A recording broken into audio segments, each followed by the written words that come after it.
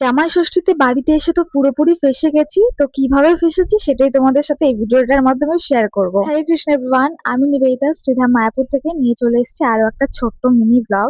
বাড়িতে আসার আগে আমরা ভেবেছিলাম যে নর্মালি নিরামিষ যেরকম আমরা প্রসাদ পাই সেরকমই হয়তো ওরাও খাবে, বাট বাড়িতে এসে অন্যরকমই জিনিস দেখতে পেয়ে গেছি। বাট ভগবান যেটা করছেন ভালোর জন্যই করছে। হয়তো আমরা এখন বাড়িতে এসেছি বলে জিনিসটা আলাদা আলাদা হচ্ছে, বাট আমরা যদি না আসতাম হয়তো এটা একসাথে হয়ে যেত, বাট আমরা বুঝতেও পারতাম না। আর আমাদের জন্য তো আমি রান্না করেছিলাম আজকে, একটু ময়দার সবজি করেছিলাম স্পেশালি, আর ওদের জন্য মা রান্না করে দিয়েছিল। সত্যি বলতে আমাদের বাড়িতে এর আগে কখনো আমি এরকমটা দেখিনি। আমাদের বাড়িতে একদম ভেজটাই হয়, কিন্তু আজকে কেন জানি না মা আর দিদি ভাইরা সবাই মিলে ননভেজটাই খাচ্ছে। ছোট জামাইবু যেহেতু একদমই ভেজ খায় না, তো ওই কারণে ছোট জামাইবুর জন্য স্পেশালি ওরা করে দিচ্ছে ননভেজটাই। আর বড় জামাইবু হলে তো কোনো কথাই ছিল না, বড় জামাইবু আমার রান্নাটাই বেশ খায়। সত্যি বলতে আমি এতদিনে বুঝতে পেরেছি যে মানে চারিদিক থেকে কেউ কোনোদিনও সুখী থাকতে পারে না। ফর এক্সাম্পল আজকের দিনটা মানে আমরা তো সব দিক থেকেই সুখী, বাট খাওয়া দাওয়ার দিক থেকে একটুখানি ডিসঅ্যাপয়েন্ট আমি। ভগবান হয়তো এরকম দিনটা আজ করতে পেরেছিল বলে আমাদের আজকে বাড়ি থেকে শ্রীধাম মায়াপুরে জায়গা করে দিয়েছে, এবং আমাদের মহাপ্রভুর অনেক কৃপায় আমরা ভালো আছি। এবং আজকের ভিডিওটা এই অবধি। হরে কৃষ্ণা।